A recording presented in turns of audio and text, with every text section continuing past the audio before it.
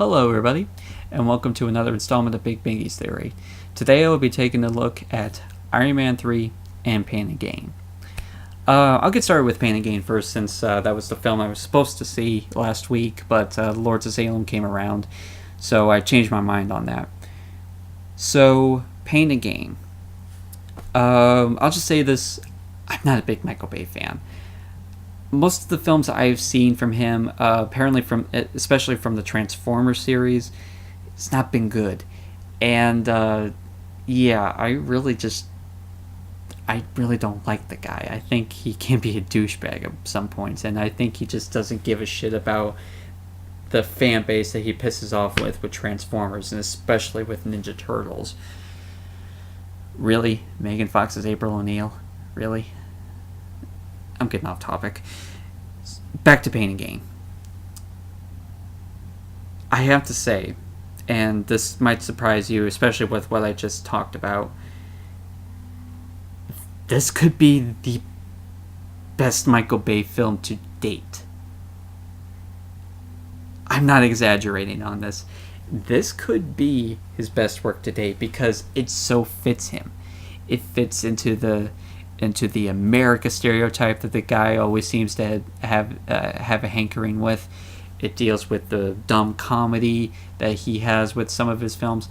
It does the stupid characters you don't give a shit about and you just want them to go away.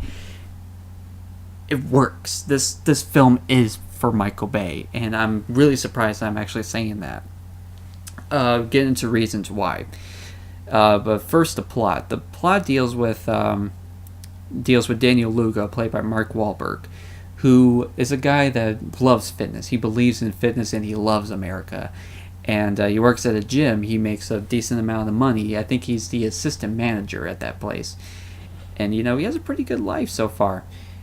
But then he decides...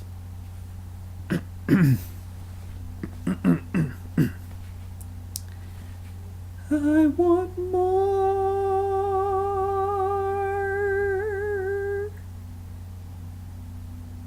I apologize for that. He decides that he wants to get more into in his life, and after going to a seminar that's formed by Ken Jeong, aka Big Wayne from Transformers 3, the guy from Community and the Hangover films, the crazy Asian dude. Yeah, he's in this film, but his character actually kind of works in a way because it doesn't involve him doing that kind of over-the-top kind of humor. His character, Ken Jeong's character, is a guy that has like everything now. He has the money, he has the bitches, he has the boat, he has everything. And what he decides to do, he wants to go out there and go to these little meet and greets and give this big speech about you have to be a doer, not a donor. And Mark Wahlberg just so happens to be in there, and he decides he wants to be a doer. So what he decides to do in order to get more money is to kidnap one of his clients and make him sign a paper that gives away all of his money to Mark Wahlberg and to his two other friends, played by Anthony Mackie and Dwayne "The Rock" Johnson. And it does work. They do actually get the money, but of course they use their money in so many stupid ways. And I should stop right there because that would just kind of ruin the experience, because I have to say, I want you guys to go see this film. I cannot believe I'm saying this about a Michael Bay film. It works. And from the beginning, like even from the trailers, when I was watching the trailers, I was thinking, like, there's no way you're going to make me feel sorry for these assholes. They kidnapped a guy and taken away all their money, and it's like, there's no way I'm going to feel sorry for these guys. And this film doesn't. It doesn't make you feel sorry for them at all. This movie plainly just says, fuck these guys. They are idiots. They are complete insane fucking idiots. Every word that comes out of their mouth is complete stupidity, and it works. They don't sympathize with these guys. They don't feel sorry for them. It's like you want to see these guys get get everything that they deserve for doing the horrible things that they have done. And actually, have reading the real story behind this, I was quite surprised. It was like, how are you going to turn this into a comedy and have it be directed by Michael Bay? The comedy can work. It's a dark comedy. It can work because these guys are completely idiots, and it can be dark because of the brutal ways that they actually do these things. And Michael Bay works for this film. This is his kind of film because it's set in the mid-90s. It's set in Miami. You see the beautiful women who are complete, they just show off the girls everywhere, and this is Michael Bay's kind of film. This really does work for him. It has context as to why he actually does as to why these things are actually happening. Like in slow-mo movie, and like in the slow motion in any of his past films, they have an explosion out of complete fucking nowhere. This film has an explosion, but it actually does work. It actually has context as to why it's actually happening. This film works for Michael Bay, and I can honestly say that it worked for me.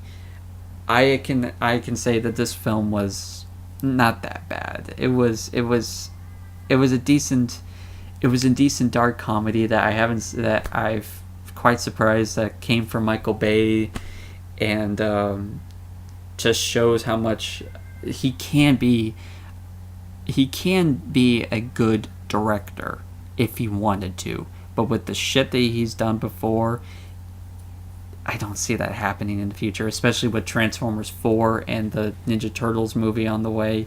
Yeah, I don't see him going anywhere like that, but this can work for him. This movie works for him. If you like the movies like The Rock or anything like that, you'll dig this movie. It's a dark comedy and it works. It's a Michael Bay film and it works. I cannot believe I'm actually saying this because it's fucking Michael Bay. You would think that I would hate this movie, and at first I thought I was gonna hate this film, but I actually walked out of there and thought, this was not that bad.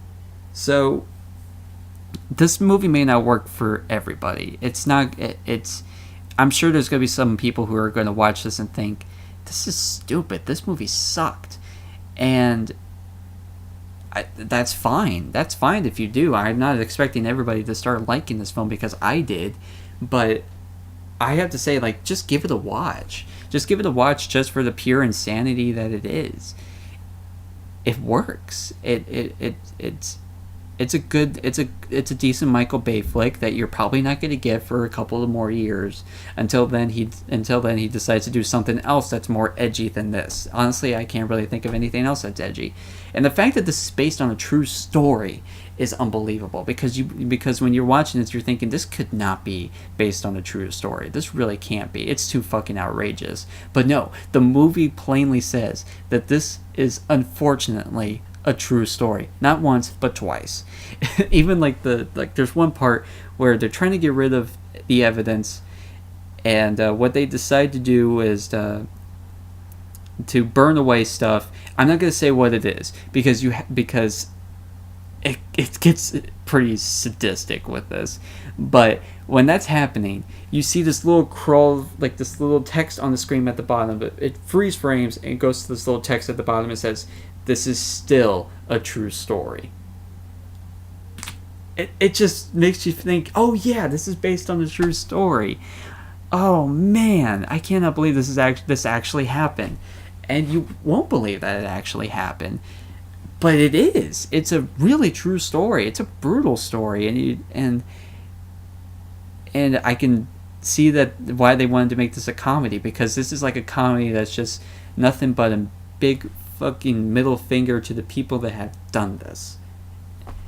And that's really all I can say about it. This is nothing more than a movie that just pokes fun at these idiots for what they have done. And you might get a kick out of that. You might not, and that's fine. I don't expect you to, but I would honestly say give this film a watch. It actually was quite... It was actually quite worth it. I'm very surprised, and as I said, I know he's going to fuck it up with Transformers 4 and with Ninja Turtles. So, yeah, this might be the only decent Michael Bay film you get for a while. So I would say give it a shot. Now to Iron Man 3. Iron Man 3 was a film I was really looking forward to seeing for since the beginning of the year, because I like the Iron Man film series. I never knew who Iron Man was to begin with, because I'm not much of a comic book guy.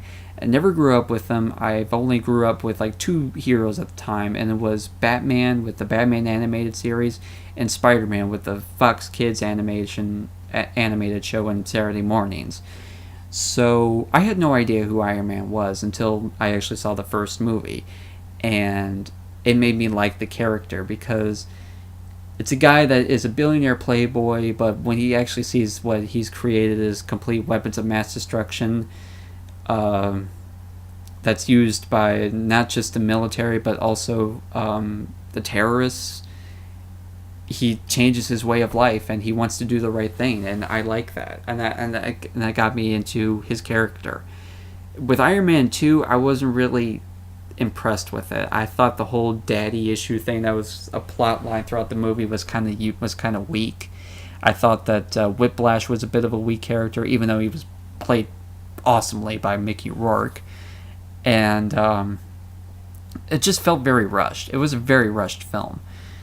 So Iron Man 3 was something I was still looking forward to, because, well, it's fucking Iron Man. It's fucking Robert Downey Jr. with Tony Stark. How could you go wrong with that? And they don't do it wrong with this. I liked it. I thought this was a good film. To get into the plot, the movie centers around before Christmas time. It's a very Christmas-esque kind of a plot line. So what happens is Tony Stark is still going through his trauma that was going through the wormhole in the Avengers movie.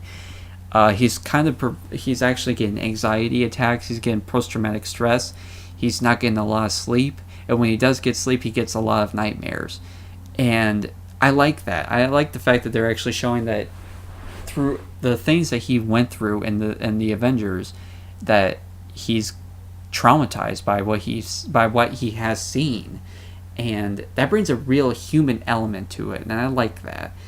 I like the fact that you actually see Tony Stark a bit weak in this film, and yeah, it works for me. So what he decides to do in his spare time was make more Iron Man suits. He's made about 42 marks of Iron Man, and that just is like, damn, man. Damn. 42 marks of Iron Man suits. Kudos, man. Fucking kudos. But while that's going on, the Mandarin comes around, and it's this guy that holds a very powerful threat. He blows up cities. He blows up in some parts of the United States, and he's gonna go after the president of the United States. So yeah, that's pretty much about it. What happens there is you've already seen in the trailers and everything. So the final product was good. I had a good time with it. The drama worked. The action sequences were fucking awesome. It was really, really funny. It was a very funny movie. It brings that Tony Stark humor, and I love his humor, his sense of humor. It's like a guy that he seems like he doesn't give a shit about you, but he honestly does. He has that smart ass attitude that everybody has, including a certain somebody I know, Sam, and that's what I love about him. That's what I love about Tony Stark and Robert Downey Jr. Gwyneth Paltrow does a good job. Jon Favreau's character actually gets a bigger role in this film somewhat of a bigger role than he has in the past, and I like that because I really wanted to see this character kind of grow. Ben Kingsley did a good job, but thinking about Ben Kingsley just kind of makes me think of the one problem I have with this movie is the portrayal of the Mandarin. Again, I am not a comic book guy. I've never claimed to be, but the way they showed the Mandarin as this threatening kind of guy in the trailers and the TV spots, you would think that this guy is going to be this menacing threat to Tony Stark. It was like, how is he going to topple Iron Man. And not to give it away or anything if you haven't seen this film, but to me it was kind of disappointing. I was like, really? You built this guy up from the beginning. You made him look like an ominous threat from the trailers and the TV spots for this movie, and we get this. We get that. We get. It just really disappointed me. It wasn't a terrible thing to do, but man, I was just kind of disappointed with that. I was like, I wanted to see Ben Kingsley like be this ultimate villain for Iron Man. I really wanted to, and we get that, and finding out what's really going on. It just kind of left me a little disappointed. But that's just one flaw I have with it. Other than that, if you haven't seen this film already, go check it out. Don't see it in 3D. I don't think the 3D was that necessary. There's some cool parts in 3D, but other than that, you could really just see this movie in 2D. And I'm really looking forward to seeing what they're going to do next with the Marvel movie series. The next film to come will be Thor, and that won't come out until November. So I'm looking forward to that. I wasn't a big fan of the first film. I thought it was an okay film. So I'm hoping that this one is going to be more. This one's going to be more epic. So yeah, I've actually had a pretty decent weekend in terms of movies. I've actually seen a decent Michael Bay film, and a good sequel to another good sequel to Iron Man, with Iron Man 3. And does Iron Man 3 beat Iron Man 2 in terms of being the better? Oh god, yes. It is so much better than Iron Man 2. Is it better than the first movie?